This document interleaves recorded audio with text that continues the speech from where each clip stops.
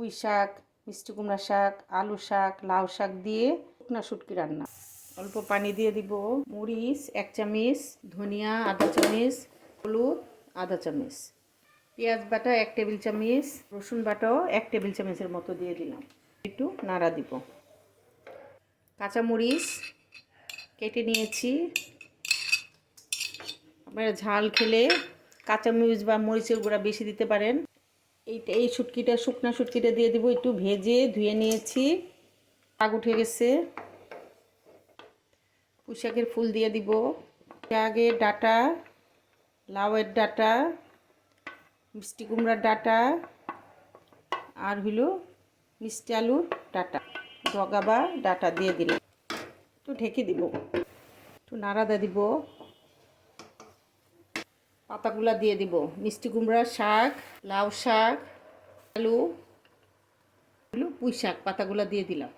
আগা ডুগার শাক খুব মজার একটা রান্না। শুধু আলু শাক দিয়েও রান্না করতে পারবেন, কিন্তু পাঁচমিশালি শাক দিয়ে রান্না করলে শুটকিটা খুব মজা হয়। তাতে রসুন কুচিগুলা দিয়ে দিব, অল্প পানি দিব। এখন এটা ঢেকে দিব।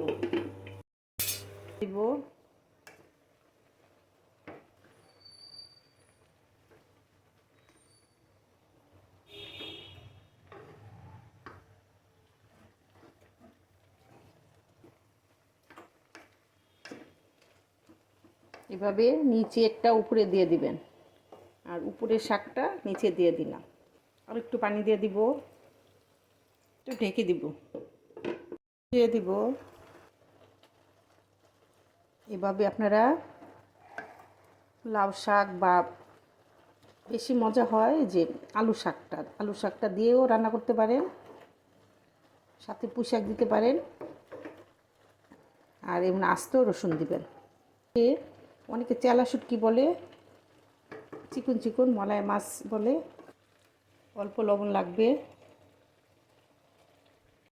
চুলার আঁচটা মিডিয়াম করে রেখে দিব। এর বেশি সিদ্ধ করব না, বেশি সিদ্ধ করলে আর ভাল লাগে না।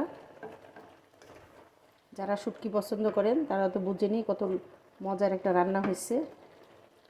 এই রান্নাটা আমার শাশুড়ি এত মজার একটা রান্না আমি দেখালাম। কোনো শাক দিয়ে রান্নাটা করতে পারবেন। লবণ সব ঠিক আছে, এখন নামাই ফেলবো। দেখেন কত লোভনীয় একটা রান্না হয়েছে, পাঁচমিশালি শাক রান্না। আমার রান্নাগুলো যদি আপনাদের ভালো লাগে, লাইক কমেন্ট শেয়ার ও সাবস্ক্রাইব করবেন। আল্লাহ হাফেজ।